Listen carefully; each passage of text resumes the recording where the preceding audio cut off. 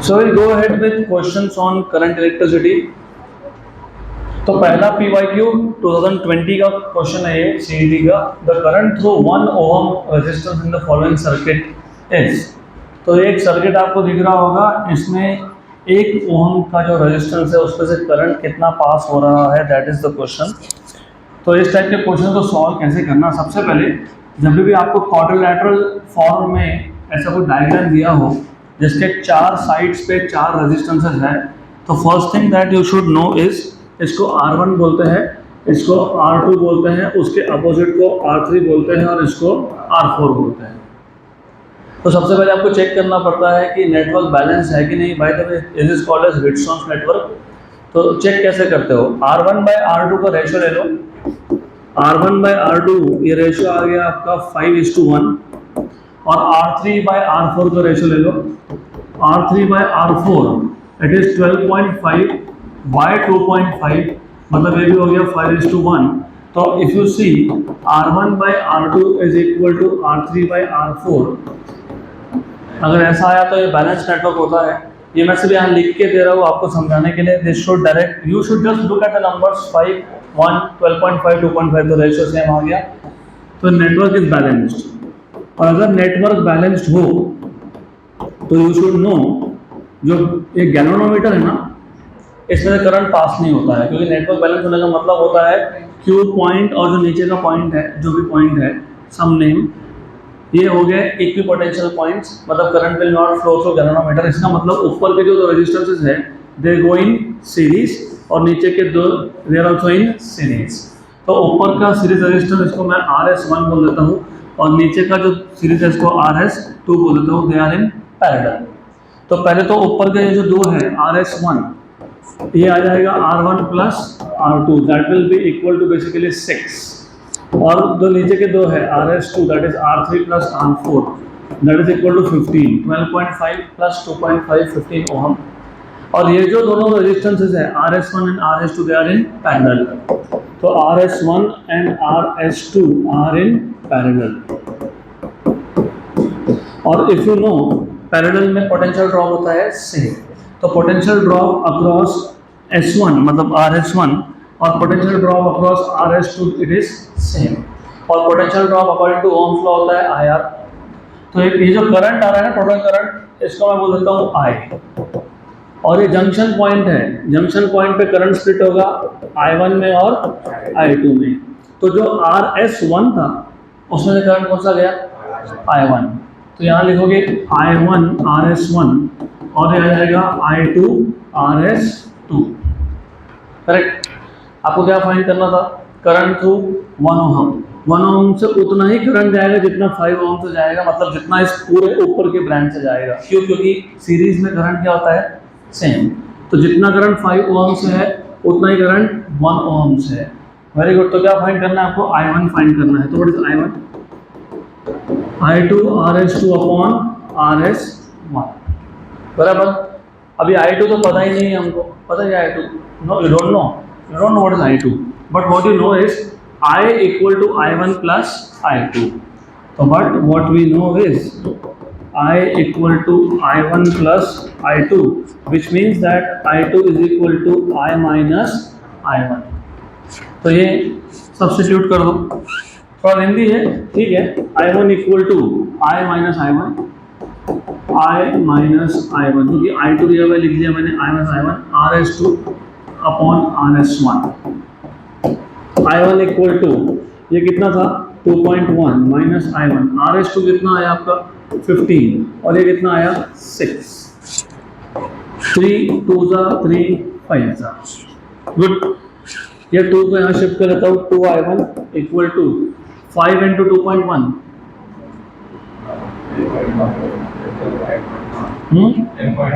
10.5. 10.5 minus 5I1. Just solve this. Bring it here. कितना हो गया 7I1 equal to how much, 10.5. तो I1 equal to 10.5 by 7. What is 10.5 by 7? 1.5. कितना होता है 1.5. तो 1.5 ampere is the current through 1 ohm. 1.5 मतलब ऑप्शन नंबर C.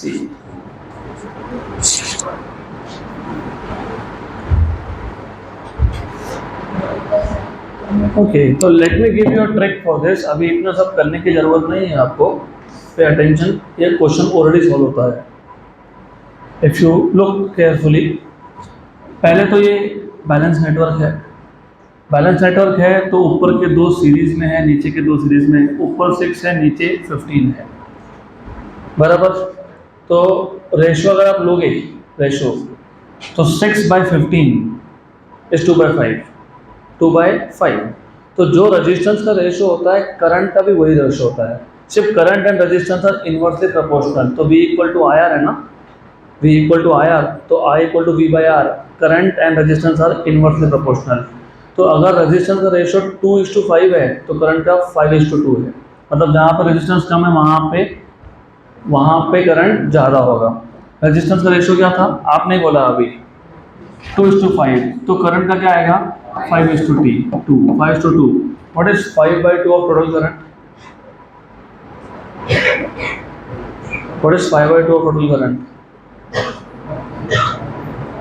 अरे 5:2 रेशो, कोई बात नहीं, मैं अलग तरीके से समझाता हूँ। ऊपर की ब्रांच में जो करंट है तो क्या बोला तुमने, I1। R1 कितना था 6, नीचे कितना है 15। तो रेजिस्टेंस का तुम्हारा रेशो क्या आया था 6/15, मतलब कितना 2/5। तो करंट का रेशो कितना आएगा, उल्टा आएगा ना, हाँ बराबर। तो यहीं से तुमको क्या मिल गया, 2I1 equal to 5I2। 2I1 equal to 5I2, लेकिन I2 क्या है, I2 क्या है, I2 I माइनस I1। तो सीधा इस स्टेप पे पहुंच जाओगे तुम, स्ट्रेट फॉरवर्ड। तो what we had is this, I1/I2 equal to क्या था 5/2 था, क्या था 5/2 था, 5/2। तो ये आ गया 2I1 equal to 5I2, but what is I2, I minus, यहीं पे सॉल्व कर लो, डन। ये 2I1 और ये -5I1, तो कितना हो गया 7I1 इक्वल टू कितना आ गया 5I। तो I1 कितना आ गया 5/7 टाइम्स ऑफ I कितना था 2.1, what is 2.1/7, 0.3, what is 0.3 into 5, 1.5। तो स्ट्रेट फॉरवर्ड ऐसा भी सॉल्व कर सकते हो। और डोंट वरी, मैंने ऐसा और एक क्वेश्चन जानबूझ के रखा है, तो दिस वन तो हम लोग तब कर लेंगे सॉल्व। अभी आते हैं क्वेश्चन नंबर 2 पे। ये भी सिंपल जोक है। In the following electrical network the value of I is, ये I का वैल्यू पूछा है। You have been asked what is the value of I। तो देखो ऐसा है, बहुत सिंपल क्वेश्चन है, इसको भी ओरली सॉल्व करेंगे। Look at the arrows properly. इधर से 1 एम्पियर आया, इधर से 2 एम्पियर आया, तो इस पॉइंट पे आके दोनों ऐड हो गए, और इधर से 3 एम्पियर आया है तो 6 एम्पियर। यहाँ पे कितना गया 6 एम्पियर। 6 में से 1.2 वहाँ गया तो बचा हुआ 4.8 यहाँ पे। 4.8 में 0.8 और ऐड हो गया, 5.6 में से 0.5 गया, 5.1 में से 1.7 गया, 3 हो गया 3.4। ऑप्शन है 3.4 एम्पियर, डन, गुड। अब ऐसे क्वेश्चन अगर आपको आ जाए तो फिर मतलब यू आर लकी। ऐसे क्वेश्चन एग्जाम में पूछ रहे आपसे तो फिर बात ही क्या है, इजी, सिर्फ प्लस माइनस करते आना चाहिए। एरोहेड्स को प्रॉपर्ली देखना। अगला question, nothing to solve. In a Wheatstone's bridge all the 4 arms have equal resistance R, R1, R2, R3, R4 सबकी वैल्यू R है, तो by default ये बैलेंस नेटवर्क है। If the resistance of the galvanometer arm, if the resistance of the galvanometer arm is also R, तो जो galvanometer है, galvanometer इसका resistance भी कितना है R है, तो 5 के 5 R है। The equivalent resistance of the combination as seen by the battery is R। तो यहाँ ध्यान दो एक मिनट, ये था R1, यहाँ था R2, यहाँ था R4, और यहाँ पे था R3, और ये था गैल्वेनोमीटर, ये भी R है। तो R1, R2, R4, R3 सब क्या है R है। अगर नेटवर्क बैलेंस है if the network is balanced, तो उस केस में जो मिडल आर्म होता है ना, मिडल आर्म मतलब कौन सा, गैल्वेनोमीटर वाला, ये इररिलेवेंट होता है। It is as good as कि वो है ही नहीं, क्योंकि वहां से करंट जाएगा ही नहीं, क्योंकि नेटवर्क बैलेंस है। तो ये आर और ये आर, ऊपर के दो आर किस में थे, सीरीज में थे। तो ये कितना बन गया, 2R, और ये भी क्या बन गया, 2R। 2R और 2R पैरेलल में हो गया, तो कितना हो गया, पैरेलल में 4R कैसे, पैरेलल में 4R कैसे, 1/2R प्लस 1/2R, तो कितना आ गया, 2/2R, तो कितना हो गया, 1/R। तो what is final D, simple.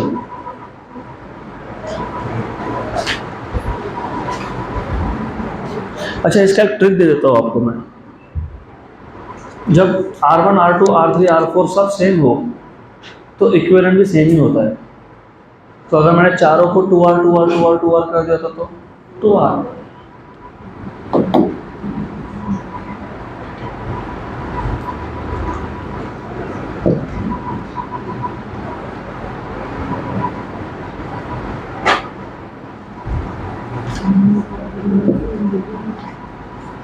अगला question,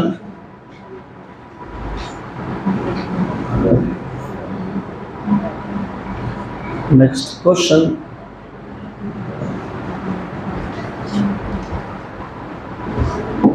this is a good question. तो पिछला क्वेश्चन हो गया होगा ऐसा एक्सपेक्टेशन है, वैसे नथिंग टू सॉल्व। ये अच्छा क्वेश्चन है, यहाँ ध्यान दो, काम का है बहुत।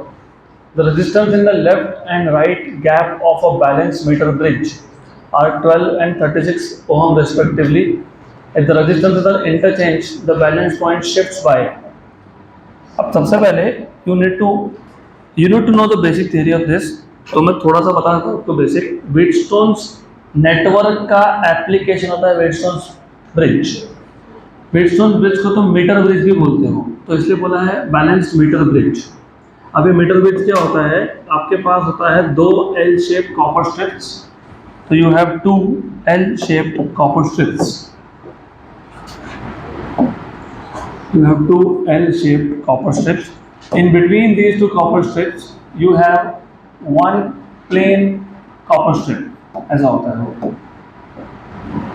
तो what you have is something like this, दो L shape के copper strips है आपके पास। तो एक यहाँ पे गैप बन गया, एक यहाँ पे गैप बन गया, तो इसको लेफ्ट गैप बोलते हैं, इसको राइट गैप बोलते हैं। तो नॉर्मली हम लोग लेफ्ट गैप में अननोन रेजिस्टेंस कनेक्ट करते हैं, अननोन, इसलिए इसको बोलूँगा X, और ये होता है R1। राइट गैप में आप known resistance, variable resistance connect करते हो। हाँ, इसको मैं बोल देता हूँ R2 और इसको बोलते हैं बाय डिफॉल्ट R। फिर इन दोनों के बीच में आप एक 1 मीटर लॉन्ग वायर कनेक्ट करते हो, इसलिए इसको मीटर ब्रिज बोलते हैं कि वायर का लेंथ है 1 metre. Then if you know, इस पॉइंट को A बोलते हैं और ये पूरा सेम प्लेट है, तो ये भी कौन हो गया, A, करेक्ट। देन इसको हम लोग B बोलते हैं, इसको हम लोग C बोलते हैं, और ये पूरा C है, तो यहाँ पे भी क्या हो गया, C। अगर आप व्हीटस्टोन्स नेटवर्क देखोगे, ये है A पॉइंट, ये है B पॉइंट, ये है C पॉइंट, और ये है D पॉइंट। A और B के बीच में रेजिस्टेंस था, उसको क्या बोला था आपने, R1, इसलिए मैंने यहाँ पे A और बीच में जो उसको क्या बोला है, R1। B और C में रेजिस्टेंस था, उसको क्या बोलते हो, R2, तो इसको क्या बोला है, R2। उसके बाद A और D में R3, C और D में R4, लेकिन ये अभी R3 और R4 कैसे आएगा, तो यहाँ से हम लोग ये निकालते हैं वायर, उसको लगाते हैं गैल्वेनोमीटर, उसको लगाते हैं पॉइंटर, जॉकी बोलते हैं उसको। तो हम लोग A से C तक इस जॉकी को टच करते करते जाते हैं। फाइनली एक पॉइंट ऐसा मिलता है for which the reading in the galvanometer is 0। Reading in the galvanometer 0 होने का मतलब ये है कि जो गैल्वेनोमीटर है यहाँ से करंट पास नहीं होगा, और करंट पास नहीं होने का मतलब ये होता है नेटवर्क हो गया बैलेंस। तो नेटवर्क बैलेंसिंग की कंडीशन क्या थी, R1 bye R2 equal to R3 bye R4। अब प्रॉब्लम क्या है कि R3 R4 तो है नहीं, तो ये जो वायर का पार्ट है AD, wire is a conductor, every conductor has a resistance. तो ये जो वायर का पार्ट है ना AD, इसका जितना भी रेजिस्टेंस बनेगा वो बन जाता है R3, और D से C तक जो रेजिस्टेंस बनता है वो होता है R4। और अगर आपको याद होगा हमने इस लेंथ को बोला था LX, राइट। अगर ये LX है तो ये 100 माइनस LX है, क्योंकि 1 मीटर इज 100 सेंटीमीटर। फिर if you remember we have defined something called as sigma which is resistance per unit length. तो resistance is sigma into length. तो जो R3 होगा वो होगा सिग्मा इंटू LX, और जो R4 होगा वो होगा सिग्मा इंटू 100 माइनस LX। तो ये R3 और R4 मिल गया आपको, तो you will have R1 by R2 equal to R3 by R4, लेकिन R3 कितना है sigma LX upon sigma 100 minus LX। तो सिग्मा सिग्मा हो गया कैंसल, तो R1 by R2 is equal to LX upon 100 minus LX, और LX को बोलते हैं बैलेंसिंग लेंथ। क्या बोलते हैं? तो ये आपका फॉर्मूला बन गया जनरल। अब आपको बोला है कि जो लेफ्ट गैप था उसमें कितना रेजिस्टेंस था 12, और राइट में था 36, करेक्ट, क्लियर यहाँ तक।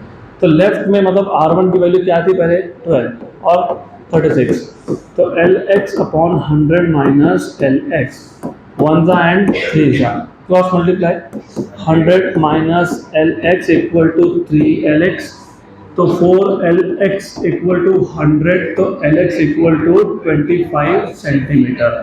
तो पहले केस में LX की वैल्यू थी 25 सेंटीमीटर, और LX तुमने लेफ्ट से मेजर किया है, तो you always measure from the left hand. Then जब मैंने दोनों को इंटरचेंज कर दिया तो R1 dash upon R2 dash equal to LX dash upon 100 minus LX dash. Interchange करना मतलब जहाँ पे पहले 12 था वहाँ पे 36 हुआ है, और जहाँ 36 था वहाँ पे 12 हुआ है।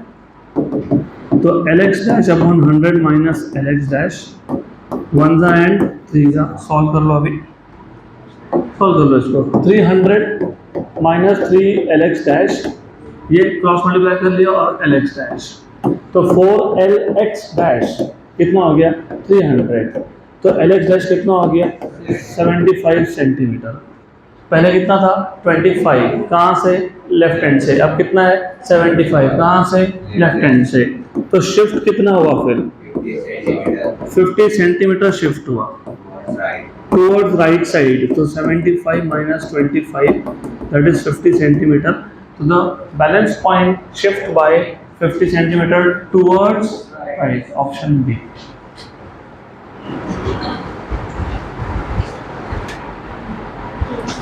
ओके, तो again for this question also I will give you a trick. जब आपने केस 1 सॉल्व किया तो LX की वैल्यू कितनी आई 25 सेंटीमीटर, 25 सेंटीमीटर 100 में से 25, मतलब 75 was on the other side.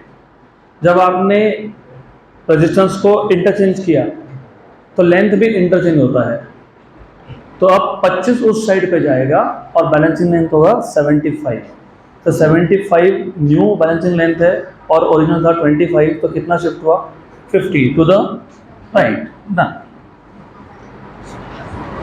Next question, an electrical circuit consist of resistance capital R, तो कैपिटल R दिख रहा होगा, R1 and R2 and voltage sources E1 and E2. So there is a source of voltage E1 and E2.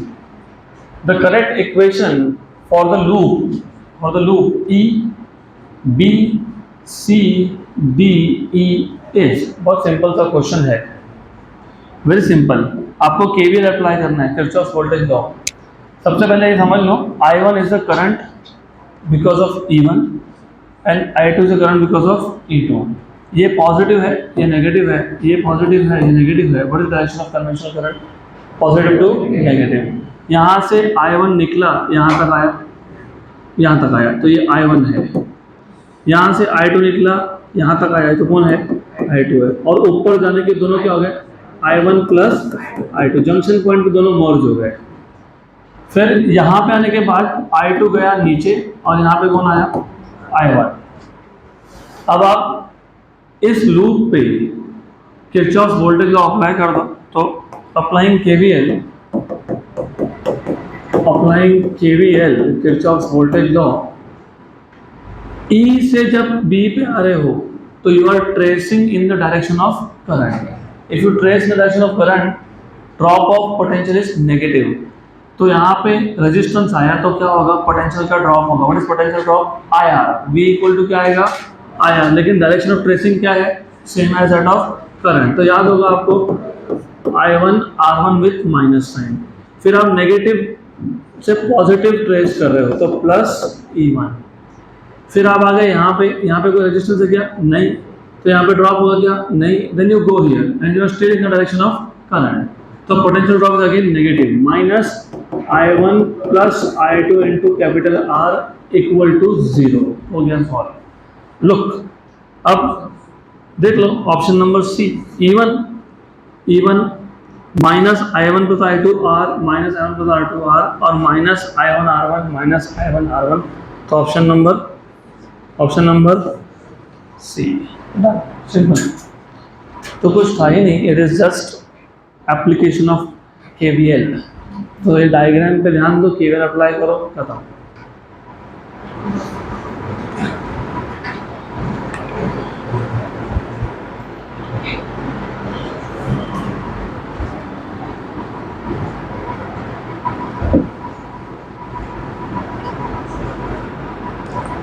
Quick. Just make this, write these symbols on your diagram itself, just to understand current कहाँ से कहाँ जा रहा है, and then KVL.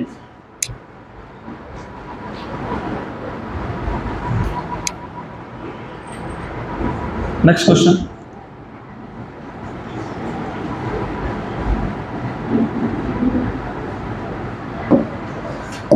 ये question और question number 1 very similar. Current की value भी सेम है. पहले चेक कर लो. मैं अभी यहाँ पे डायरेक्ट ट्रिक यूज करने वाला हूँ. तो अभी मैंने आपको ट्रिक बताया था, वही ट्रिक हम लोग यूज कर लेंगे. ये कौन था? R1. ये कौन था? R2. ये कौन था? R3. ये कौन था? R4. R1 बाय R2 कितना आया?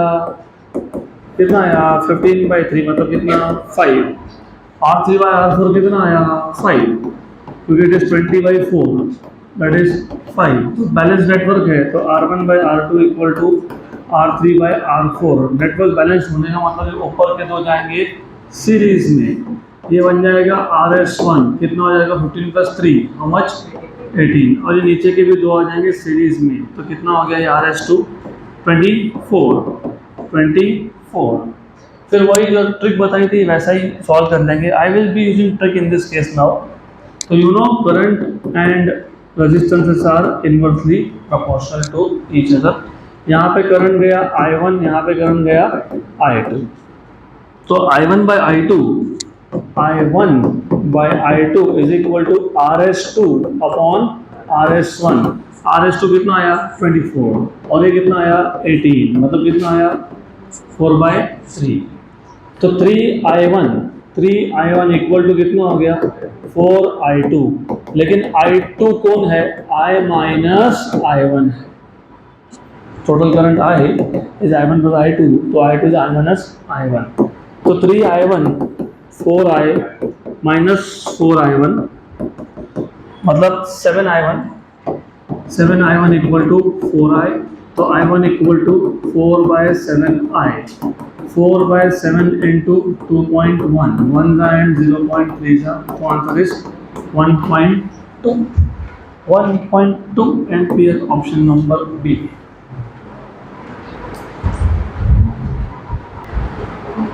Next question.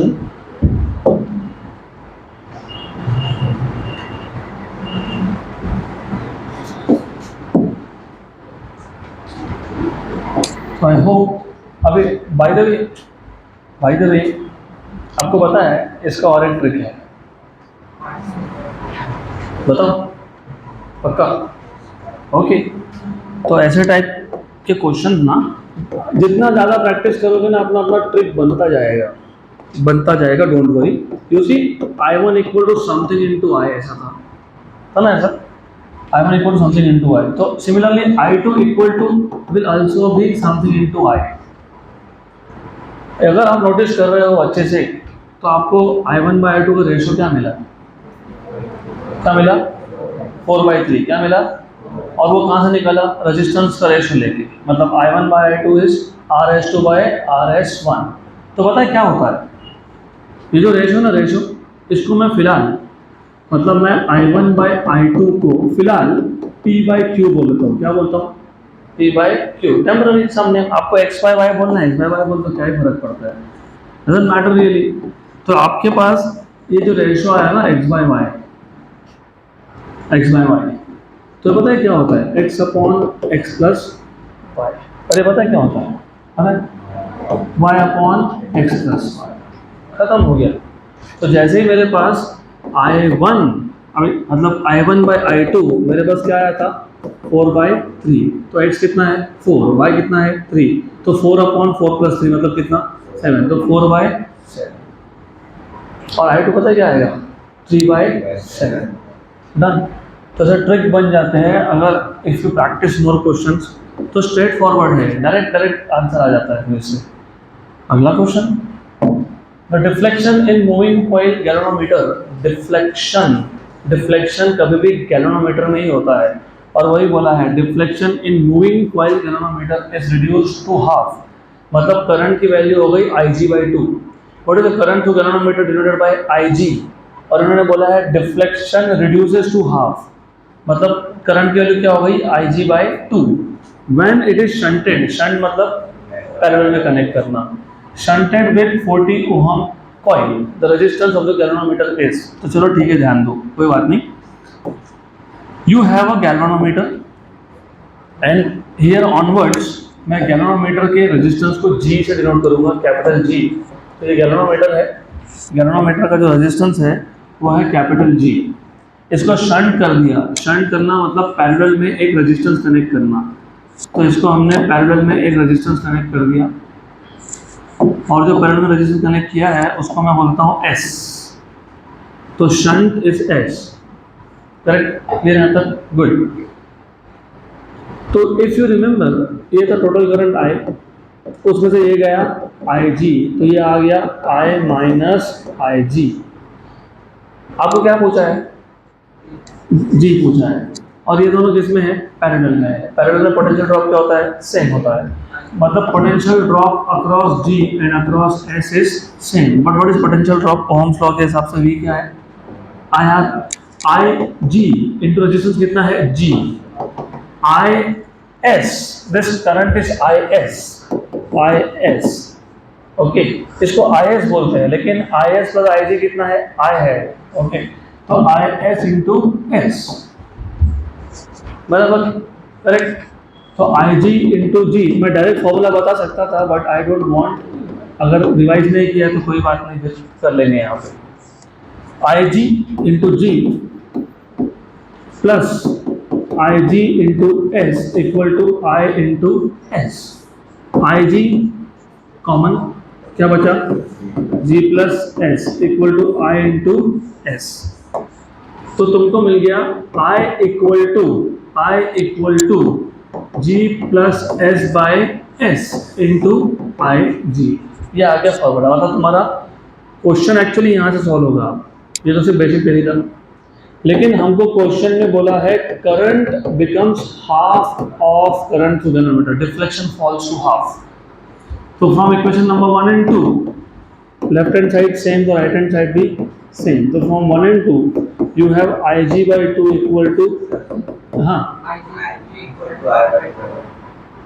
Current deflection in moving coil galvanometer मतलब Ig, बराबर, करेक्ट, इसको Ig से डिनोट करते हैं। और deflection in moving coil galvanometer reduce to half, मतलब टोटल करंट की वैल्यू क्या होगी, Ig/2 होगी, ऐसा उसका मतलब होता है। सॉल्व करके देखो, नहीं आया तो फिर करेंगे चेंज, अभी तो सॉल्व करो। This is what I understood, देखते हैं क्या हो गया। तुम्हारा कंफ्यूजन क्या हो रहा है पता है, तुम ये सोच रहे हो कि करंट टू गैल्वेनोमीटर हमेशा Ig होता है।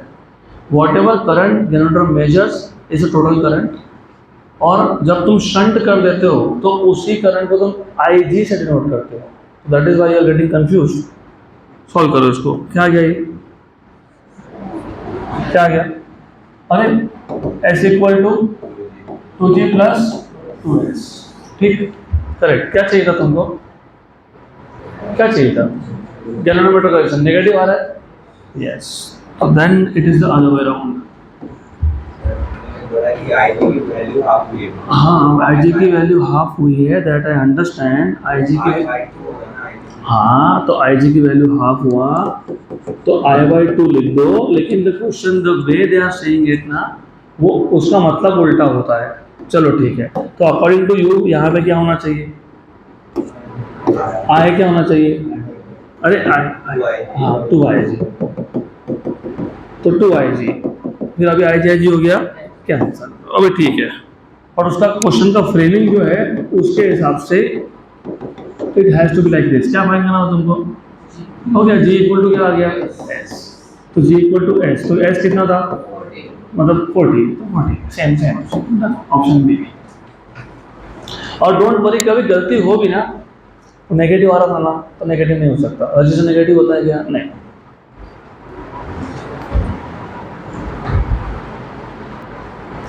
तो जैसे हमारा यहाँ पे कंफ्यूजन हुआ ना, उसका अवॉइड करने का भी रास्ता है। IG ये बहुत छोटा होता है और टोटल करंट बहुत बड़ा होता है, तो कभी भी टोटल करंट ये होता है n टाइम्स ऑफ IG। अब इशू कहाँ है, कुछ बुक्स में n ये 1/2 1/4 ऐसा लिया है, और कहीं पे n ये इंटीजर है ग्रेटर देन 1, तो हमारे केस में n क्या है? Integer greater than 1। तो अभी बाय डिफॉल्ट फिक्स कर लो, total current is always n times of IG। तो रिड्यूस टू हाफ बोला होगा तो n की वैल्यू क्या आएगी? 2। रिड्यूस टू 1/4 बोला होगा तो क्या आएगी? 4। तो अभी बस इसको एज अ ट्रिक बना के याद रख लो। ओके, तो मैं इसके आगे के सारे क्वेश्चन इस फॉर्मेट में सॉल्व करने वाला हूँ। फिर तो 1/n नहीं आएगा, क्या आएगा? n। अगला क्वेश्चन,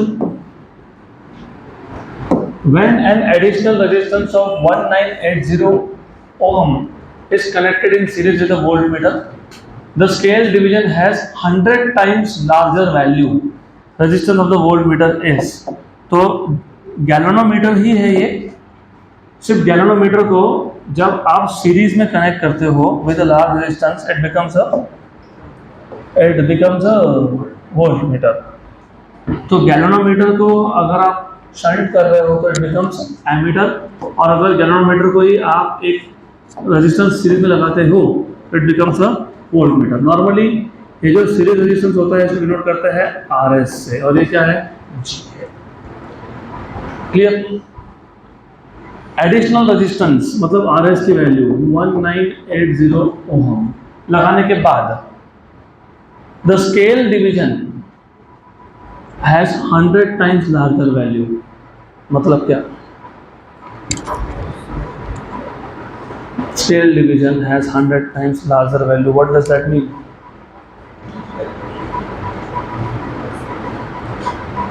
बताओ अभी। तो अभी तो बताया मैंने नोटेशन, स्केल डिवीजन।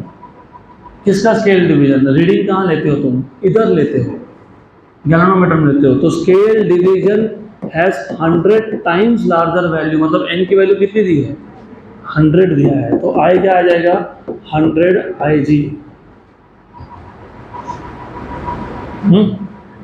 या डायरेक्टली बोलो तो n की वैल्यू 100 है, n की वैल्यू क्या है? 100 है। ओके, आगे क्या बोला है, क्या पूछा है आपको? Resistance of voltmeter. What is resistance of voltmeter? ये वोल्टमीटर है, what is resistance of voltmeter? Are these two in series? Yes. So what is resistance of voltmeter?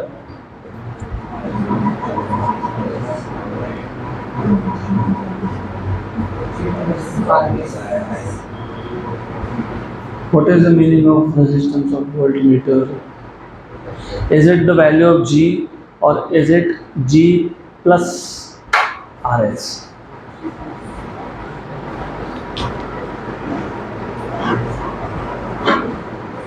बताओ, हाउ टू अंडरस्टैंड? घड़ी को देखना छोड़ दो, यहाँ ध्यान दो।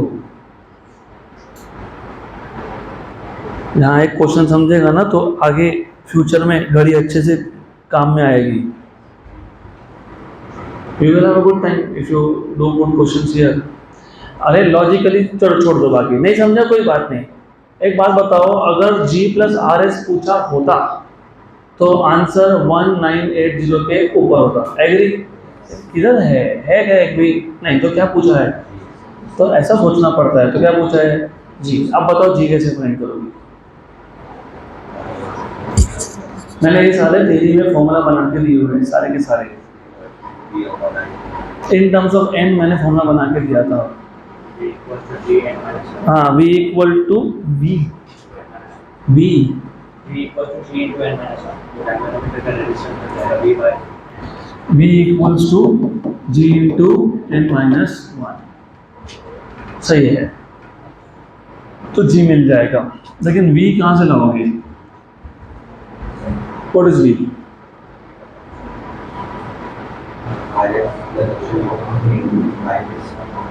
चलो सॉल्व करो। हमने ना थ्योरी क्लासेस में एक फॉर्मूला डिराइव किया था। अभी यहाँ पे ना v equal to G into N minus 1 तुमने बोल तो दिया। n is a number, number minus number is a number. तो डायमेंशनली राइट हैंड साइड क्या है? रेजिस्टेंस। लेफ्ट हैंड साइड क्या है? वोल्टेज। ऐसा होता ही नहीं है, हो ही नहीं सकता है। तो हमने ना यहाँ पे ऐसा डिराइव किया था क्लासेस में, थ्योरी क्लासेस में। R S series resistance is g times of, very good. तो तुमको g चाहिए, तो g क्या हो गया? R S upon n minus 1। R S कितना है? 1980। 100 माइनस 1 कितना है? 99। इसको 2000 मान लो, इसको 100 मान लो, तो कितना हो गया? खत्म हो गया क्वेश्चन। 20 ओम। तो अभी याद रख लेना ये।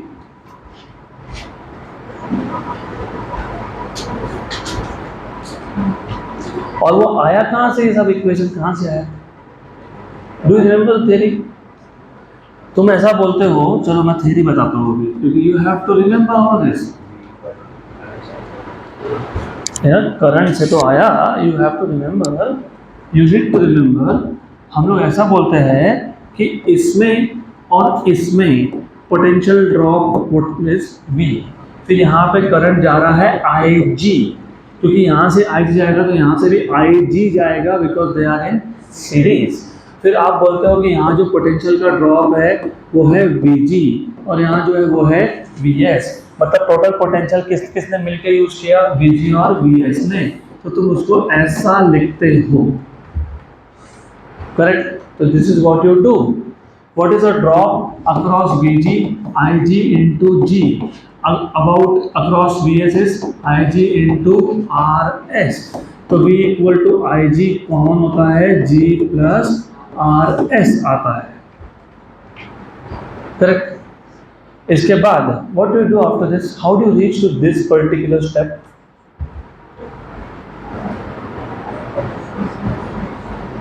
How do you reach to that step?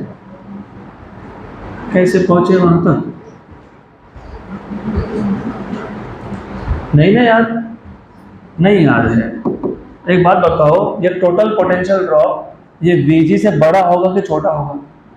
हाँ, तो जैसे तुमने I इक्वल टू NIG लिखा ना, वैसे तुम V इक्वल टू NVG लिखते हो, करेक्ट?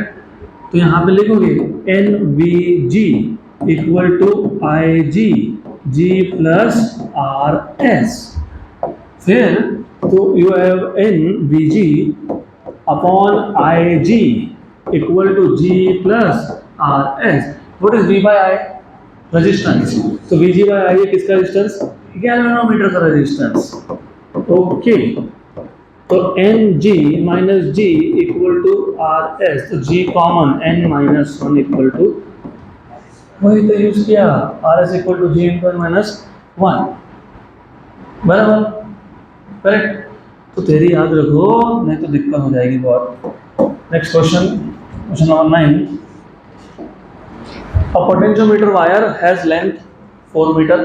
पोटेंशियोमीटर वायर का लेंथ 4 मीटर है और रेजिस्टेंस कितना है? 5 ओम। It is connected in series with 495 ohm and a cell of EMF 4 volt. The potential gradient along the wire is। अब जिनको ये क्वेश्चन समझ में नहीं आ रहा है तो you have to draw diagram.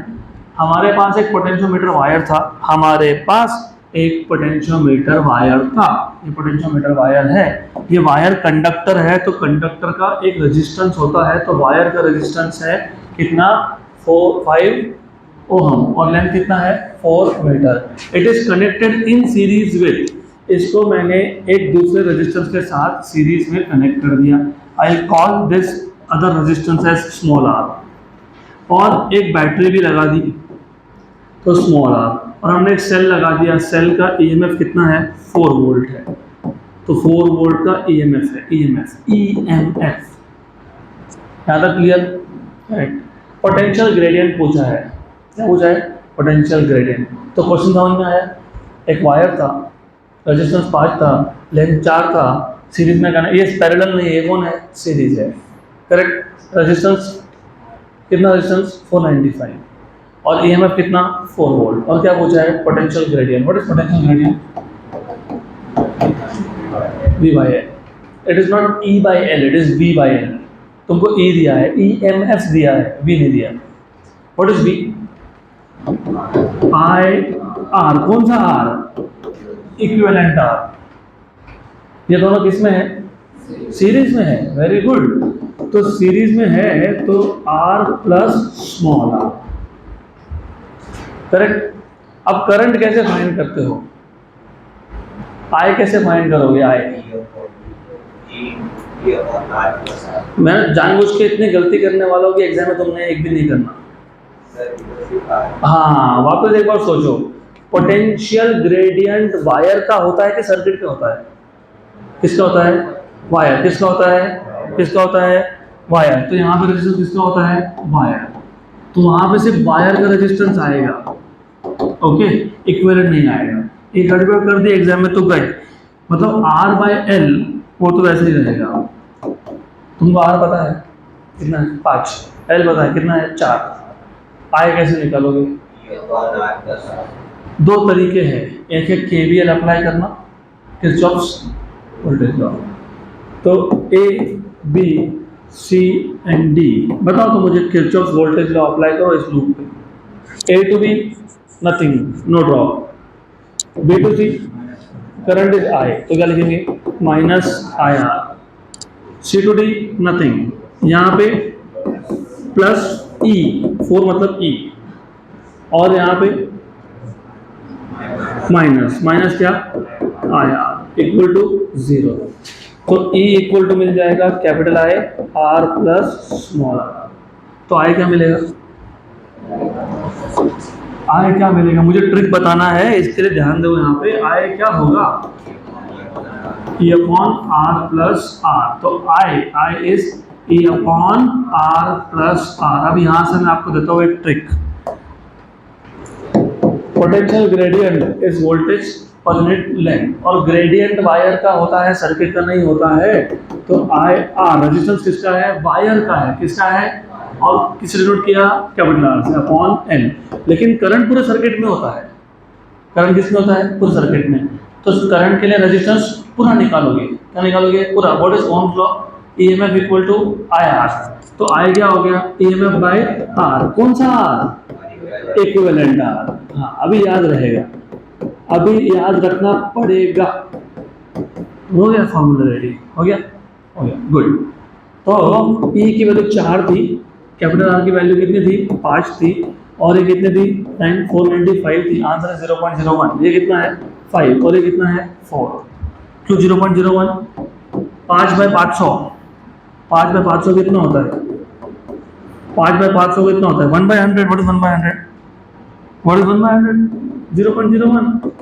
तो 1 by 100 is 0.01 volt per metre. 0.01 volt per metre. अरे उधर भी 0.01, इधर भी 0.01। गुड।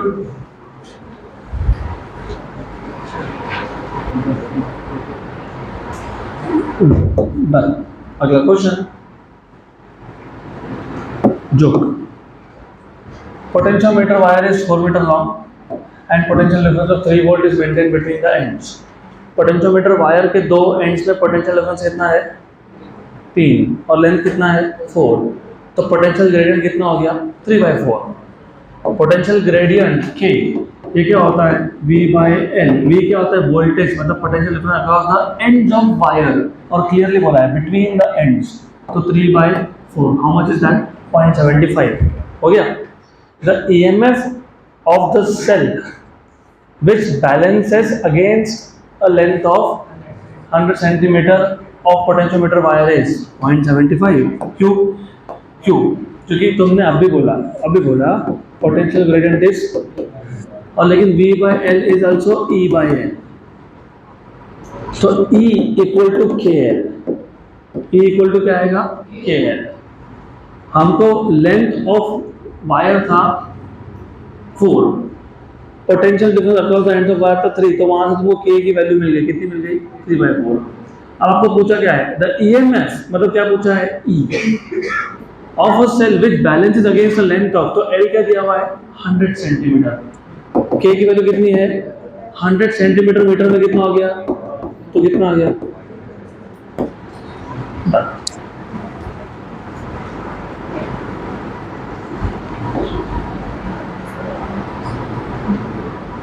तो बेसिकली इसको हम ऐसा लिख सकते हो E1/L1, E2/L2, E3/L3, जितना लिखना है उतना लिखते बैठो। तो E1 is KL1।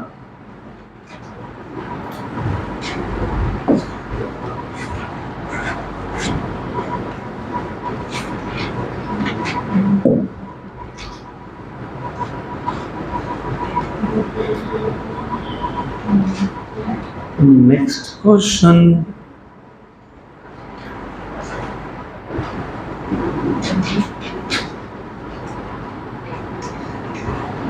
Good question. अच्छा है, बहुत अच्छा है। अभी देखते हैं थ्योरी कितना याद आता है। थ्योरी की जरूरत भी नहीं, कॉमन लॉजिक से ही हो जाएगा। Two cells of EMF E1 and E2, E1 greater than E2 are connected as shown in figure. तो A B के बीच में E1 है, B C के बीच में E2 है। When a potentiometer is connected between A and B, तो पहले तुमने पोटेंशियोमीटर A और B के बीच में कनेक्ट कर दिया। The balancing length of the potentiometer wire was 300 centimetre. Bye connecting the same potentiometer between A and C, the balancing length is 100 centimetre. E1/E2 is, अब सबसे पहले अगर याद है तो EMF is proportional to balancing length, तो ये तो याद होना ही चाहिए। E equal to sigma L आता है अगर याद है तो E is proportional to L। Sigma क्या था रेजिस्टेंस पर यूनिट लेंथ था। तो ठीक है वो छोड़ दो, अब याद है नहीं है, ये तो पता होना चाहिए याद है। Okay, E is proportional to L। पहले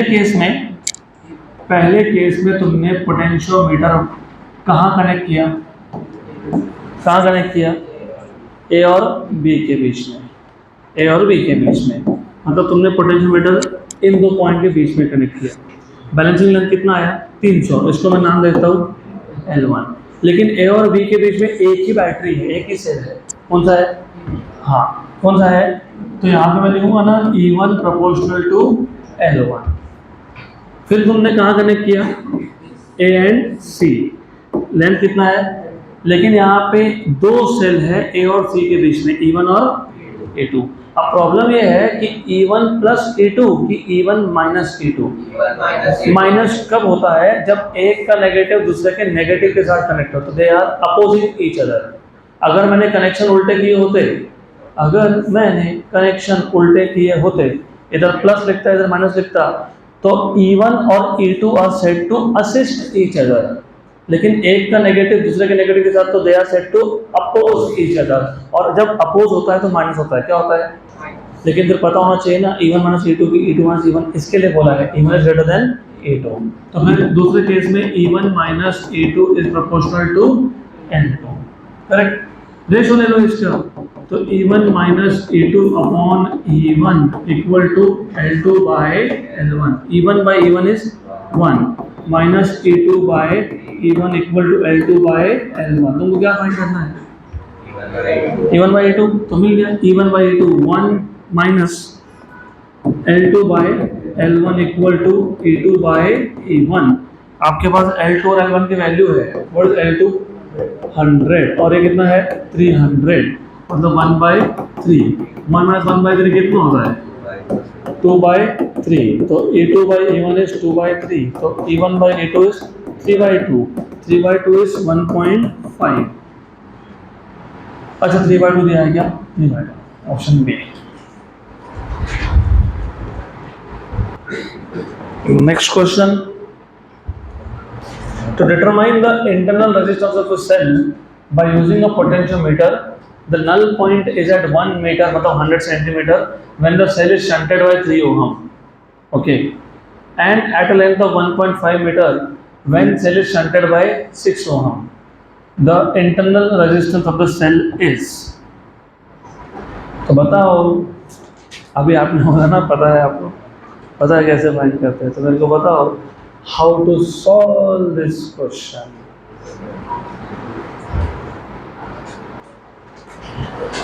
तो ये क्वेश्चन सॉल्व करने के लिए पहले आपके लिए एक असाइनमेंट है। Of course tomorrow I will take this question in the next session. I mean assignment is कि you should go through all the applications of potentiometer। to be specific, you should go through determination of internal resistance of a cell using potentiometer। So that's it for today।